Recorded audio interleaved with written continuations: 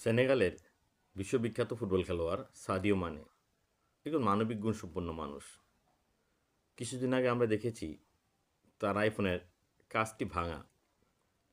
সাংবাদিকরা প্রশ্ন করলে তিনি বলেন, এতে আমার কোনো সমস্যা হয় না।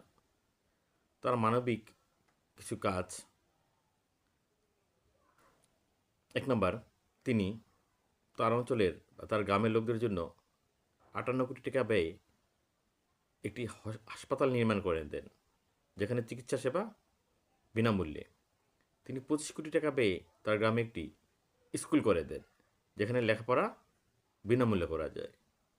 তিনি তার গ্রামে ওয়াইফাই ফ্রি করে দেন। তিনি তার গ্রামে পোস্ট অফিস নির্মাণ করেন। তাছাড়া তিনি গ্রামের দরিদ্র মানুষদের জন্য আর্থিক সেবা চালু রেখেছেন।